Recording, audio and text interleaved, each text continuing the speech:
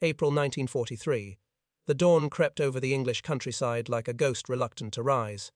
Frost clung to the runways of the airfield, each blade of grass sparkling under the pale light. The silence was fragile, the kind that exists only between the echoes of war. Then came the sound. The distant rumble of returning bombers. One by one, they emerged through the mist, wings torn, engines coughing, fuselages riddled with holes. The ground crews ran to meet them, boots crunching on gravel slick with oil. The smell of burned fuel and scorched metal mixed with the damp morning air. Men shouted over the whine of failing hydraulics. One bomber limped in on a single engine, its nose dipped like a wounded bird. Another skidded across the tarmac, sparks trailing beneath its ruined undercarriage. Among the chaos stood Harold Finch, a man whose world was built of bolts, smoke, and silence. His face, streaked with grease, carried no expression. He simply watched. Each damaged machine that landed was another life barely saved, another tomorrow that depended on his hands. Finch had been a mechanic since before the war. He had grown up in a clockmaker's shop in Manchester, where time itself was a thing you could touch. Gears, springs, balance wheels ticking in rhythm.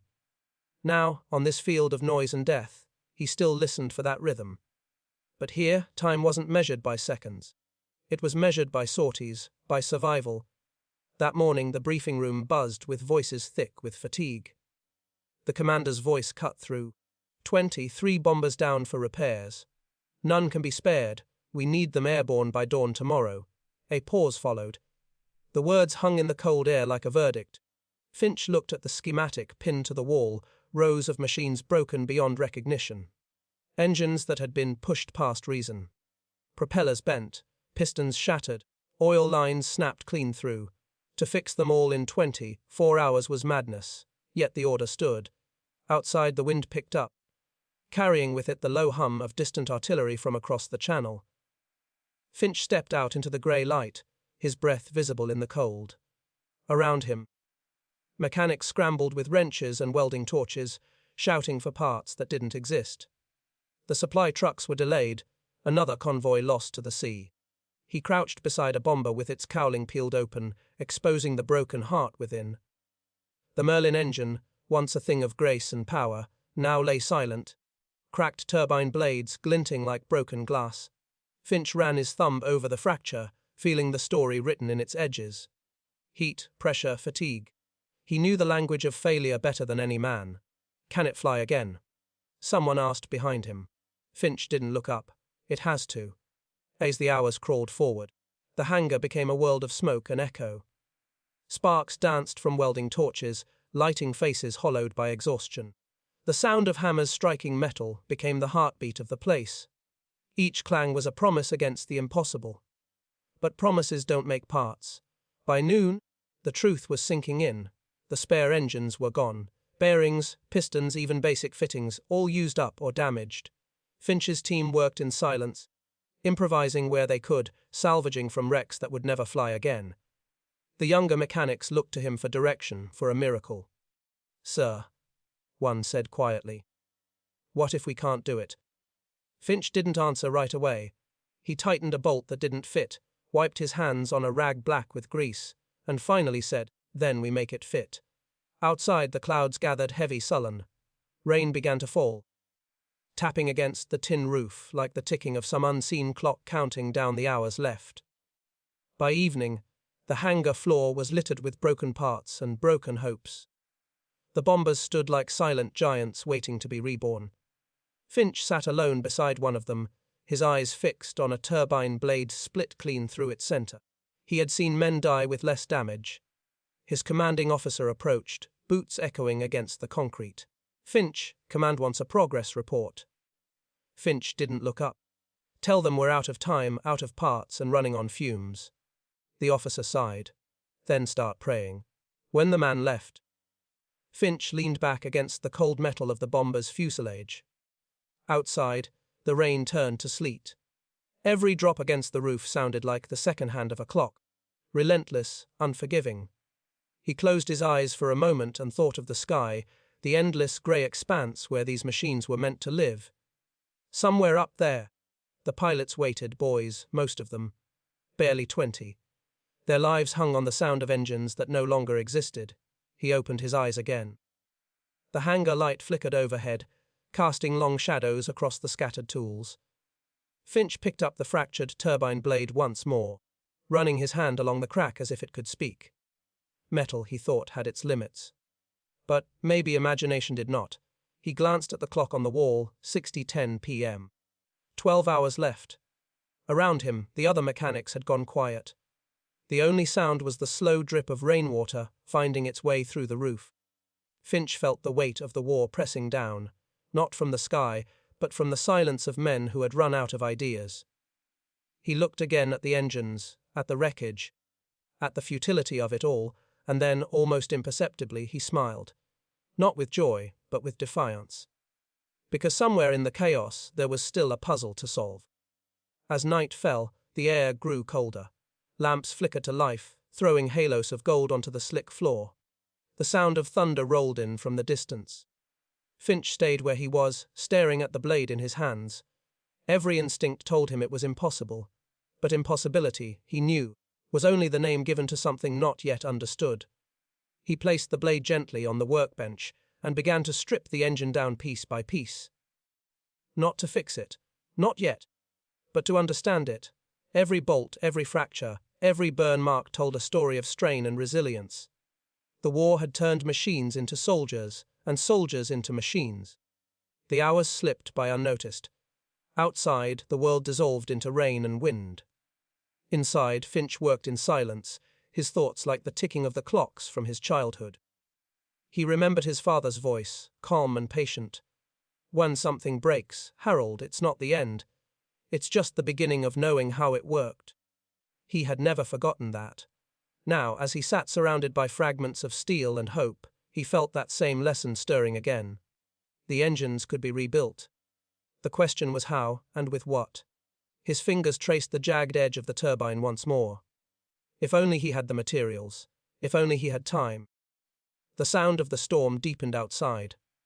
A flash of lightning illuminated the hangar, throwing his shadow across the wall, a lone man against a sea of machines. For a brief moment, everything seemed still. Then the generator coughed and died, plunging the room into darkness. The rain filled the silence like static. Finch reached for his lantern, lit it, and watched the flame tremble in the draught. Its glow spilled across the workbench, catching on the curve of the cracked blade. He exhaled slowly. The flame reflected in the metal looked almost alive. Tomorrow, the bombers had to fly. Tomorrow, men's lives would depend on him. He pressed a hand against the cold engine casing, feeling the heartbeat that wasn't there yet. "Come on, old girl," he whispered. "We've got one more fight in us." The wind howled outside as if answering back. Finch leaned over the bench, his eyes narrowing. The clock above him ticked once, loud and lonely. He didn't look up. The night was long, and the impossible had only just begun. Night folded over the airfield like a heavy coat, damp at the edges and smelling of rain. By 8:15 p.m., the storm had settled into a steady hiss, water threading off the hangar roof and pooling beneath the wings. The lantern Finch lit burned with a meek flame, throwing a warm oval onto his workbench and leaving the rest of the cavernous space in a slow, breathing dark. He stood with sleeves rolled past his elbows, hands already nicked and blackened, the sting of solvent in the cuts like salt. The Merlin engine before him lay opened wide, a cathedral of steel and stress. He traced the route oil should have taken, the path heat should have bled away, the line where vibration had turned to fracture. Every edge caught the light and answered him in a different tone. Outside, a lorry clattered across the tarmac and stopped short. Men shouted for crates that never arrived. The convoy from the coast had not come. Rumor said U-boats had taken 2 ships in the night. Finch listened without turning. The war had a way of speaking in half-truths and full consequences. At 80:37, a young mechanic named Will brought him a crate marked with a faded stencil. "Last of the bearings," Will said, voice thin from cold. "Wrong size for this engine." Finch nodded. "Hand me the micrometer." They measured the bearing shoulders in silence. The difference was small, but in planes small differences turned into funerals. Finch weighed the metal in his palm, feeling its temperature and texture, listening to its honesty. He set it down without a word and reached for a rag. "Sir, we'll begin. The lads they're asking if we'll make it." Finch looked up, lantern light cutting a narrow path across his face. "We will work until there is nothing left to try. That is how we'll make it." Will nodded, swallowed, and vanished into the dim, as if the dark had closed a door. By 90:10, Finch had the impeller housing stripped and propped on wooden blocks. The turbine blade sat on the bench like a wounded bone. He rotated it in the light, seeing not just the crack, but the story of how the crack had learned to be a crack. Born from imbalance, fed by heat, widened by hours spent pushing through cloud and flak. His thumb drifted along the arc and stopped at a hairline he'd missed before. There was a second failure hidden like a whispered doubt. He rubbed the spot slowly until the doubt came into view. There it was. And there was no replacement. The hangar clock clacked to 90:30. Somewhere a kettle hissed and went quiet, forgotten. The lantern flame wavered with a draft that smelled of burnt casings and wet rope. Finch closed his eyes for a beat and saw the room from above, islands of light floating in a sea of black, each island a small war of its own. Men moved between them like pilgrims. The sound of a distant generator hiccoughed and caught again. The commanding officer returned. His boots announced him before his voice did. "Finch, headquarters radioed. The morning op is critical. Weather might open a window. We launch or we lose people we can't afford to lose." Finch kept his eyes on the blade. "We don't have the parts. Then make the parts." "That isn't how metal works," Finch said softly. The officer's breath fogged in the cold. "No one's asking you for miracles. Just victory." He left the words behind and walked away, as though they were orders that would carry themselves. Finch exhaled slowly through his nose and reached for chalk. On the bench's scarred surface, he sketched the turbine's profile, a clean curve rendered in smudged white. He drew the stress patterns as he imagined them. Cross, hatching where the heat would pool, marking the edges where grain would drift wrong. The drawing looked like a moon half remembered from a boyhood window. When the lantern guttered, he trimmed the wick and fed it.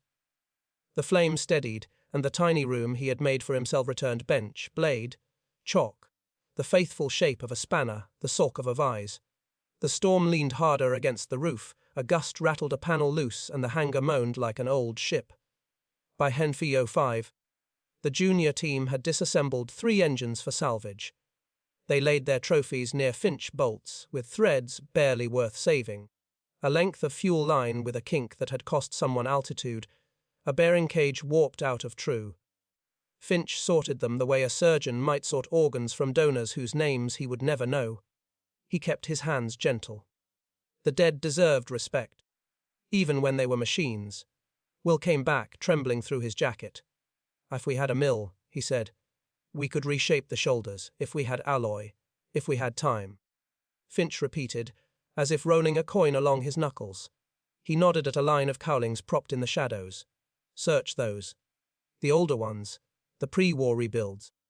Sometimes they hide surprises." Will jogged off. Finch listened to his footsteps fade, then to the hiss of the rain, then to the silence that followed both. He pinched the bridge of his nose until a white flare went off behind his eyes. Sleep pried at him from the edges. He gripped the bench until the sensation passed. At 140, he found a crate of small tools mislabeled as rations. He opened it and breathed in the dry smell of wood shavings and cold iron. Files fine-toothed and eager. Calipers that remembered accuracy.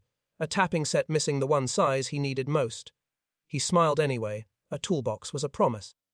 He clamped the cracked turbine blade in the vise and worked a file along the fracture's lip. Not to fix it, not yet, but to understand its voice. The rasping scratched at the quiet, a steady, patient sound. He could feel the blade's resistance in his shoulders. The way it pushed back not just against the file, but against the simple idea of newness. This blade did not want to be reborn. It wanted to be honored and retired. War had opinions about both.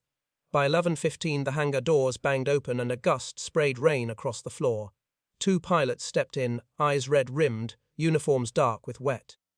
One of them saw Finch and stopped, as if recognizing the man who guarded the bridge between survival and a fall from the sky. "Sir," the pilot said. He was young enough that his voice still carried an echo of schoolyards. "They say our birds might fly by morning. Is that true?" Finch's answer took a moment to arrive. "I'm going to make sure what goes up," he said, "deserves to." The pilot glanced at the engine entrails, at the broken shapes and the patient files. He nodded once. "We'll be ready." He held Finch's gaze a moment longer, as if trying to memorize the face of the man to whom he was lending his life. Then he left, boots squeaking, the storm swallowing him whole again. Midnight came with a hard knock of the clock and a soft ache in Finch's spine. He stretched until something clicked back into place. He ate half a biscuit he couldn't taste and washed it down with tea that had lost the idea of heat. When the lantern's fuel dipped, he poured the last from a dented can and watched the wick gather it like a root. He sketched again, this time the engines breathe air in, air out, like something alive. He drew the curve a blade should hold if it wished to cup the wind without tearing it, if it wished to steer the invisible with respect. In chalk, it made sense. In steel, it needed to exist, and there lay the cruelty. He set the chalk down and pressed both hands flat on the bench, as if seeking a pulse. The wood answered with the slow thrum of rain. At 1:23 a.m., Will returned with a small Triumph war impeller from a scrapped trainer, its metal a different alloy. Its profile all wrong, but its soul intact. Finch lifted it as one might lift a relic. It was too small and too simple, a toy compared to what he needed. But it taught him something anyway. That curves remembered the men who made them, that hands left behind ideas, even when the machines moved on. He placed the trainer's blade beside the broken Merlin blade. The difference between them was a language only his fingers spoke. He closed his eyes and let touch translate. The way one edge loved the air, and the other resented it. The way one would sing at a certain speed, and the other would hiss. He had a student's patience with the lesson. The officer did not come back. No one brought news that could be used. The night grew heavier and more honest. At 1:05 a.m., the generator faltered again. And somewhere a man cursed God in a whisper. Finch turned from the bench and walked the length of the hangar, past giants that needed him. He placed a hand on each fuselage as he passed, as if giving a quiet benediction. Metals held the day's cold differently, aluminum thin and eager, steel slow and stubborn. He read those temperatures like a book. He stopped before a bomber whose skin carried a mural of small repairs, rivet beads like raindrops, patches smoothed to nearly nothing. He recognized his own weld among them, a curve he never would have made that way again. He smiled, war taught fast. When he returned to the bench, he took the cracked blade in both hands and studied its root. The failure there told him a different story, not just heat, not just stress, but installation under pressure after a long day and a longer night. Human fatigue had guided the wrench. Someone had done their best, and their best had been a fraction shy of true. The engine had forgiven it until it hadn't. He set the blade down and emptied his lungs. Forgiveness ran out everywhere, it seemed. At 1:37 a.m. rain became sleet. The tap of ice changed the hangar's music. Will dozed in a chair, head tilted back, mouth slightly open. Hands still dirty on his lap. Finch draped a canvas over him and returned to the engine. The lantern burned steady, hugging his small world with its tired light. He tried a bearing fit that he knew would not hold. He measured a shim, shaved, measured again, shaved again, coaxing the margin until it was as thin as an unspoken truth. When he slid the piece into place, it sat like a reluctant guest at a crowded table. He would not trust it. He removed it and set it aside. The war would not be fed with almosts. By 10 a.m., he found a length of tubing that could be rebent if the bend could be held. He heated it with a torch until it blushed and softened, smelled the sweet, faint note that metal gives when it is ready to forget. He coaxed the curve back, an inch at a time. Breath held, steady patience his only strength. The tube trembled like a living thing that wanted to return to pain. He let it, then asked again, and it relented. When he cooled it, he listened for the small sound of surrender, the sound that meant it would behave, because it had been given time to remember. A gust shoved at the door. The lantern flame bowed and lifted. Finch's shadow lurched across the wall and settled again. He glanced at the clock, 2:31. 14 hours gone since the first bomber limped home. 9 and some left until dawn. He checked the list he'd scribbled on a scrap of paper: bearings, impeller, fuel line, ignition harness lifting under vibration. Each item drew a small map in his head, each map leading to a dead end he refused to accept. He revised the sequence of repairs not by logic but by feel, the way a pianist might reorder a recital to suit the piano he didn't choose. When the sleet softened to rain again, he could hear the low roll of thunder far off. The storm had a long body, they were somewhere near its ribs. He took another pass with the file over the blade's crack, feathering an edge that would never be right no matter how gently he touched it. He stopped and let the quiet come back, a companion he trusted more than words. At 30:05 a.m., the pilots returned. Not to ask for news this time, to help where help was clumsy but honest. They carried cloths and held lights and fetched tools with the reverence of men touching a sacred object. One of them told a story about a dog back home who could smell rain before the clouds had decided to give it. Another spoke of fields he hadn't walked since 19. Their voices thinned the dark, and Finch allowed them to stand near, because their presence set his jaw. The engine could hear them too. He tightened a housing with their hands beneath the light, and stopped before the last quarter turn. He had learned over years that machines remembered the mood of the man who tightened them. He breathed twice, smoothed the thought, and finished the turn. When he stepped back, the engine looked less like a corpse and more like a patient at rest. The pilots left as quietly as they had come. One of them touched Finch's shoulder, a small blessing that said nothing and everything. By 30:40 am, the hangar smelled of damp canvas and warmed oil. The lantern wick had burned low. Its light sat near the table, unwilling to wander. Finch sharpened a pencil with a knife and returned to the chalk sketch. He added a note in the margin: "Balance is mercy." He did not know why he wrote it that way. It felt true in a place deeper than proof.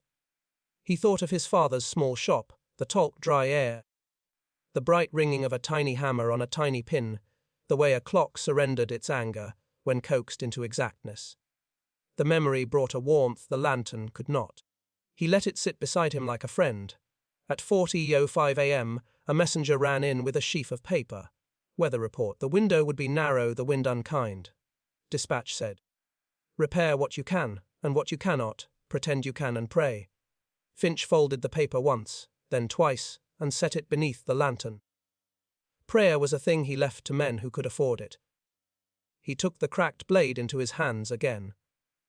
The weight of it told him the truth he already knew. No file would heal it, no shim would teach it to forget. He considered doubling the route with a sleeve, rebalancing the assembly by taking a hair from each neighboring blade. Dangerous. Possible. Dangerous in a way that had a shape, which made it dangerous in a way that could be respected. He marked 3 points with a black dot. Will stirred beneath the canvas and then slept again. At 4:37 a.m., Finch heated a thin rod until it glowed and let it fade, testing its willingness to be straight. He would not weld tonight, not that, but he let his hands remember the angles anyway. He cleaned the blade until its surfaces were honest. Under grime and soot, it showed him a color that meant fatigue had lived here long. He rubbed his thumb across it, and the thumb came away grey, as if touching an old photograph. The rain eased to a whisper. The air thinned, as if the storm were running out of words. Finch drank the last of the tea.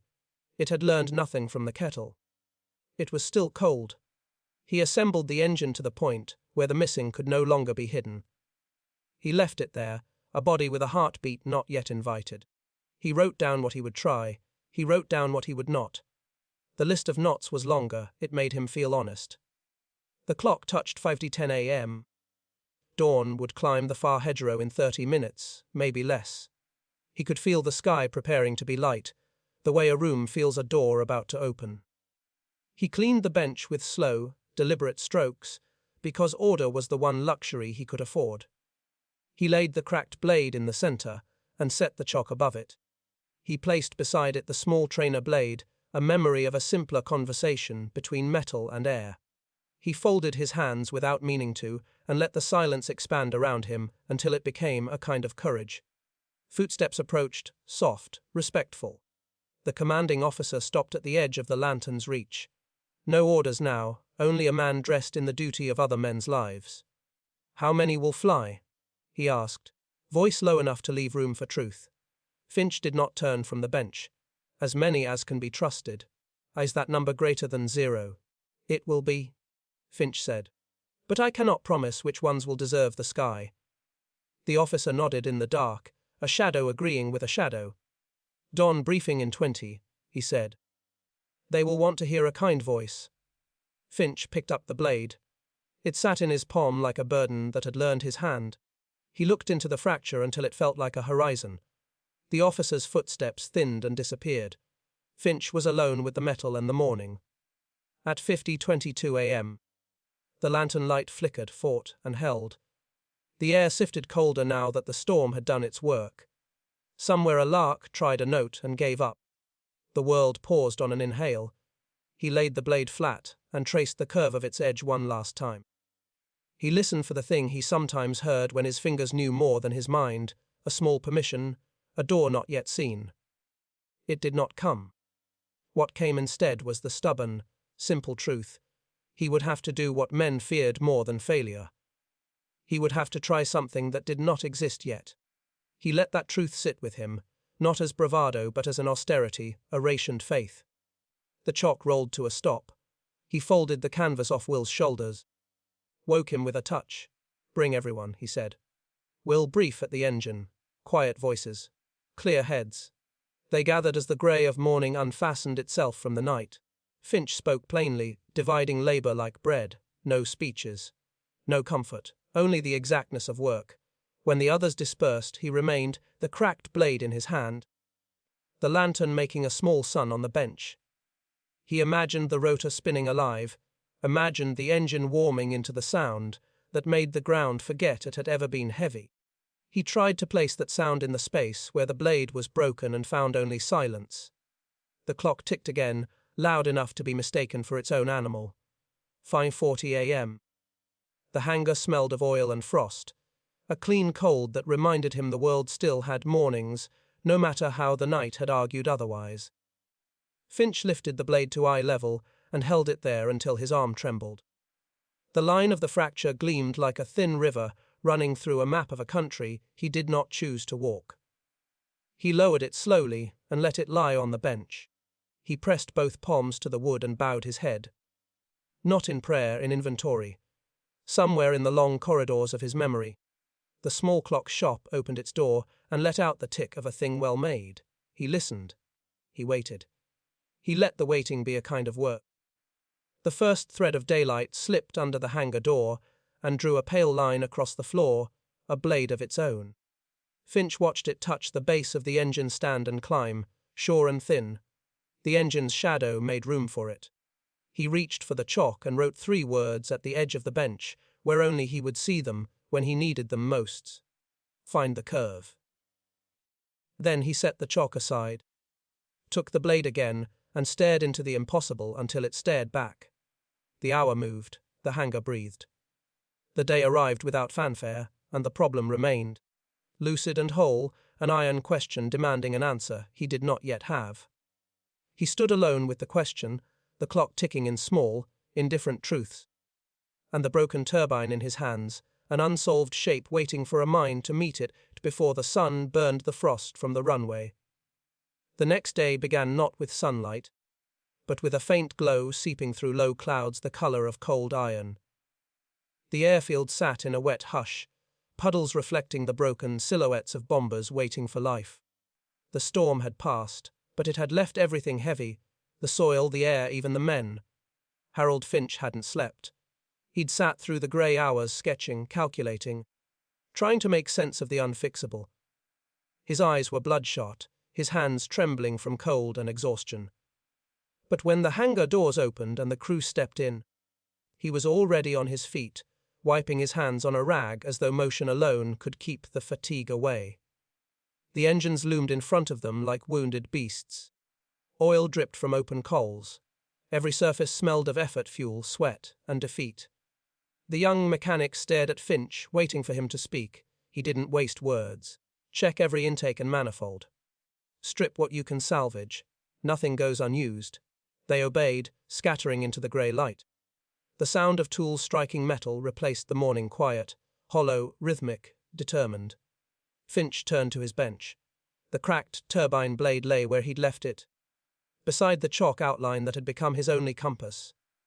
He picked it up again, weighing it as if time might have changed its nature. It hadn't. The metal was still broken, still mocking the limits of his craft. By mid-morning, the commander's voice cut through the hangar like a whip. "Where are we on readiness?"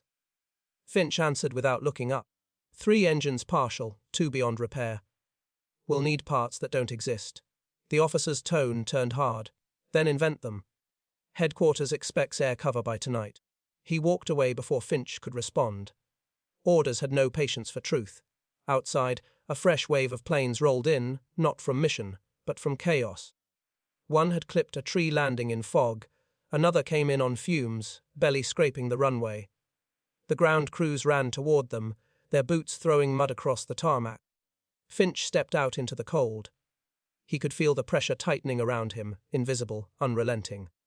Men's lives waited on his hands. But the materials of salvation were scattered across a war that never paused to catch its breath. He leaned into the wind, squinting toward the line of wrecks, and muttered under his breath, "We can't fight gravity with wishes."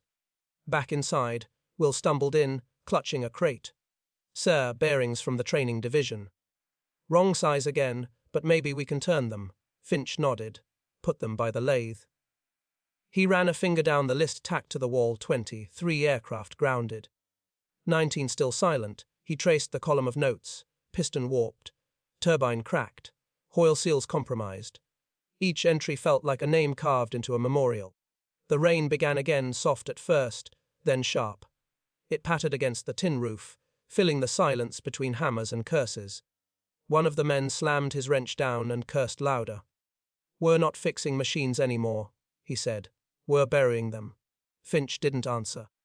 He moved slowly through the rows of engines, his fingertips brushing over them like a priest reading braille from a tombstone. Every dent, every burn told him what had happened up there, where the air had turned to fire and courage to ash. He paused by a plane they called the Wren. Its nose art, a small brown bird painted mid-flight, was now scarred by flak holes. He climbed up to the cockpit and looked inside. A photo of a girl was pinned near the compass, edges curling from heat. He didn't know the pilot's name, but he knew the man would be waiting somewhere, grounded, counting on him. He looked out over the field. The fog hung low, swallowing the horizon. In it the bombers stood like giants half asleep, gods waiting for resurrection. When he climbed down, the commanding officer was waiting. His coat was soaked, his cap dripping. "I need numbers, Finch. 3 ready by midnight if luck holds," Finch replied. "And the rest?" Finch wiped his brow with the back of his hand. "Luck doesn't stretch that far." The officer's jaw clenched. "Then stretch it." He turned and walked away, leaving the words to echo. As the day deepened, the hangar filled with heat and noise. The scent of burning oil thickened, mixing with sweat. Sparks flew as torches cut through old welds, showering the floor in orange light. The men moved like shadows inside that glow, restless, half-starved. Driven by something between duty and desperation, Finch's knuckles split open against a sharp edge. Blood mixed with grease on his hands, but he didn't stop. He tore strips from a rag and wrapped them tight. By late afternoon, one engine came to life with a cough. The sound drew every head toward it. For a moment, hope flickered, until the noise changed. A hollow metallic rattle echoed, rising fast. Finch lunged forward, cutting the power. Silence fell like a curtain. He leaned over the cowling, listening to the stillness that followed failure. "Bearing slipped," he muttered. "Too much vibration. Wrong material. Will kicked the floor. Then what do we use?" Finch stared at the engine, eyes distant. "Something that isn't meant for engines." The words hung there. They didn't make sense yet, not even to him. The commander returned once more, Angermaster's control. We've lost another convoy. No supplies for at least 3 days. Finch straightened, face blank. Then this is all we have. Then make it enough. When the man left, Finch's shoulders dropped. The air in the hangar grew thick, oppressive. Even the light seemed tired. The sound of rain outside faded into the hum of exhaustion. He turned to his team. "Take 5, he said quietly.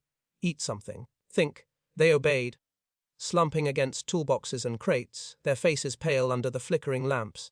Some chewed bread too dry to swallow. Others just stared at the floor. Finch didn't rest. He walked to the end of the hangar where wrecked parts had been piled like bones. He crouched beside them, his breath visible in the chill. Metal scraps, twisted propeller arms, fragments of fuselage, waste, in theory. But in waste there was potential. He picked up a broken bracket and turned it in his hands. It was light, flexible, slightly curved. It caught the lantern light like a whisper. The idea was too faint to name, just a flicker, but it was there. He set it aside, making a small pile of pieces that felt right, though he couldn't say why. Outside, engines from another squadron roared as they lifted into the dark sky. Their sound vibrated through the hangar walls, a reminder of what waited at the edge of failure. Will appeared again, holding 2 mangled manifolds. "Sir, if we cut these down and weld the flanges, we might—" Finch shook his head. "Not stable under torque. But if we brace it, it'll shatter at altitude." Will exhaled sharply. "Then what's left?" Finch didn't answer. He just looked toward the far end of the runway, where black smoke still rose from a crash the night before. The war had a way of erasing the line between what was possible and what had to be done. He rubbed his hands together, the grease drying on his skin like armor. We keep moving. By evening, the rain had stopped, but the cold had sharpened. Breath steamed in the air. The mechanics worked by lamplight, their shadows long against the walls. Finch moved among them, adjusting hands, checking gauges, correcting small errors with the patience of a man fighting chaos 1 inch at a time. He could feel the fatigue creeping up, not in his body, but in their spirits. The spark was fading. At one point, Will dropped a wrench and just stood there, staring at it. Finch walked over, picked it up, and placed it back in his hand. "Tools don't fail," he said softly. "We do." Will nodded, eyes glassy, and went back to work.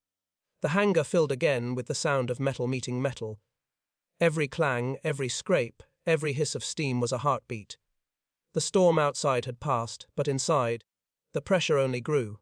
By 10 p.m., the engines still wouldn't run. One after another, they coughed, sputtered, and fell silent. The men's hope cracked like the metal they worked on.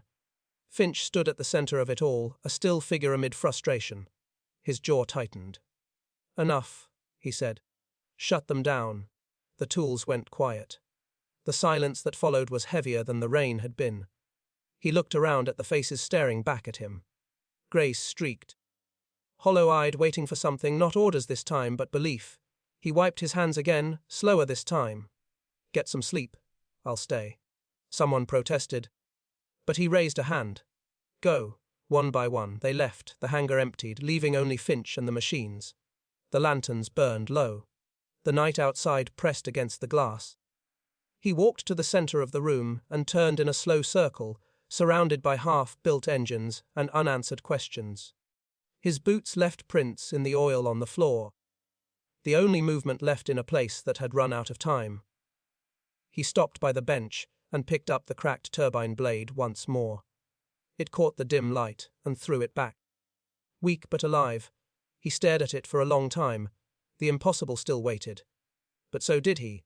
He didn't yet know that in this moment, this silence after exhaustion, something extraordinary was beginning to stir, somewhere between logic and madness. The war outside roared on, but inside that hangar, Harold Finch was about to cross the line that separates repair from creation. The hangar was nearly silent by the time the others had gone. Only the ticking of the lantern and the distant hum of generators filled the air. Outside, the rain had thinned to a mist that glowed faintly under the floodlights. Inside, the shadows stretched long and patient, watching as Finch moved between the dormant engines like a ghost who refused to rest. He laid his tools on the bench one by one, each motion deliberate, ritualistic, a spanner, a file. The cracked turbine blade. The world had narrowed down to these things: steel, breath, and time. Everything else belonged to someone else's war. He ran a thumb along the fracture again, slower this time, tracing it as if it might confess something under his touch. The lantern flame trembled against the polished edge, casting thin veins of gold through the split. The silence began to speak in small ways. The creak of cooling metal. The faint hiss of a kettle someone had forgotten to empty. The heartbeat in his fingertips when he pressed against the steel. He closed his eyes, letting the noise settle inside him. He was trying to listen, not to the war, not to the officers barking orders, but to the machine itself. To its need. Every part had a truth. If you were quiet enough to hear it. Somewhere outside, a bomber tested its engines, the distant roar vibrating through the walls like thunder remembering itself. Finch opened his eyes again. His reflection swam faintly in the blade's curve, a tired man, jaw tight, eyes carrying more weight than rest could cure. He spoke softly. To no one in particular. They want miracles from dust. He turned, reached for a strip of aluminum scavenged from a wrecked wing, and held it up to the lantern. It was thin, pitted, and wrong for the job, but light. He bent it between his palms, feeling the give, the protest, the surrender. Metal had moods, and this one still remembered flight. He smiled faintly. You're not done yet. On a far wall, the rain made soft patterns, dripping from the roof seams. The smell of oil hung heavy, almost sweet. Finch wiped the grime from his cheek with the back of his wrist, leaving a darker streak. He moved to the workbench and laid out the scavenged parts he'd collected earlier, fragments from different machines, pieces of different stories.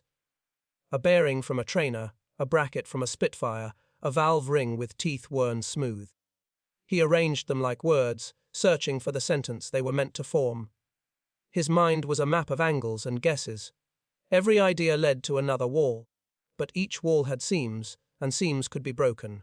He began to sketch again, not neatly this time, but with speed. Jagged lines cross, hatched ideas, shapes that might or might not exist. The chalk squeaked across the surface.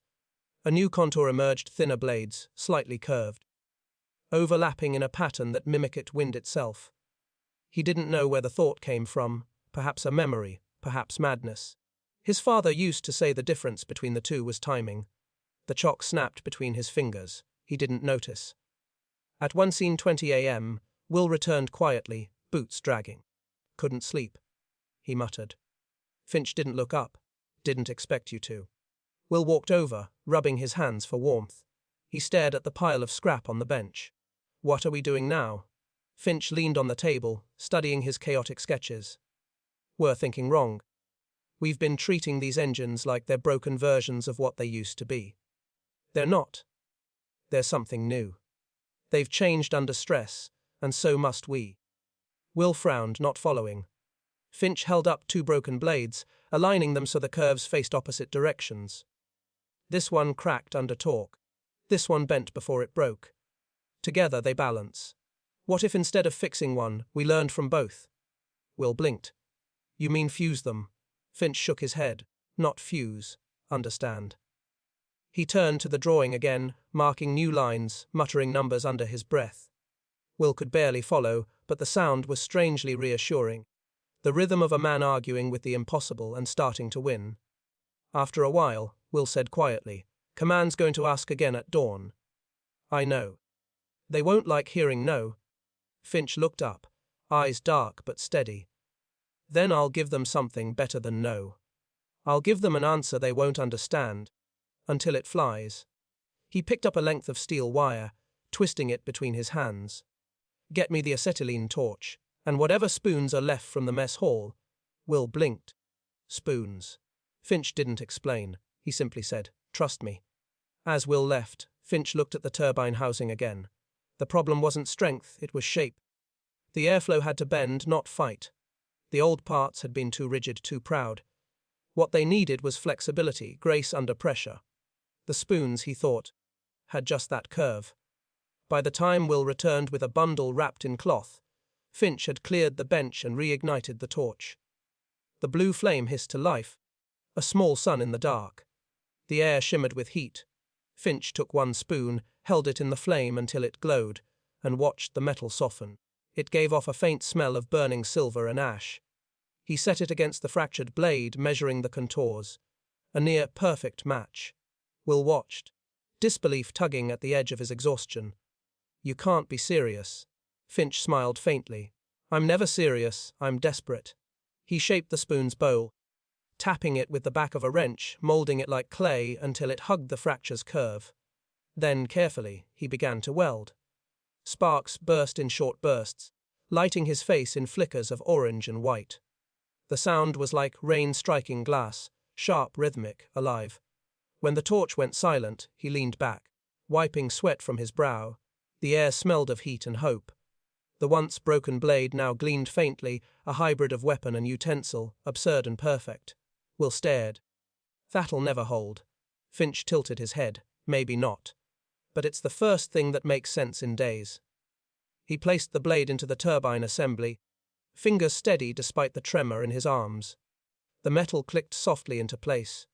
For the first time in hours it looked whole.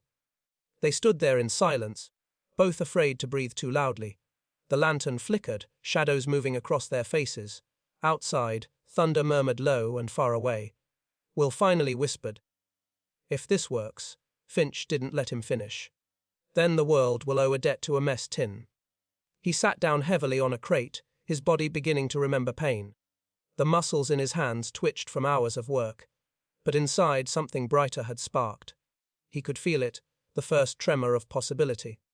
As dawn crept closer, pale light slid across the floorboards, washing away the night's shadows. The hangar began to stir again with life, footsteps, coughing, the clatter of tools. The men filed in, blinking at the new day. They froze when they saw Finch. He was still at his bench, face blackened from smoke, a strange calm in his eyes. "What did you do?" one of them asked. Finch looked up from the turbine. "I stopped following the rules."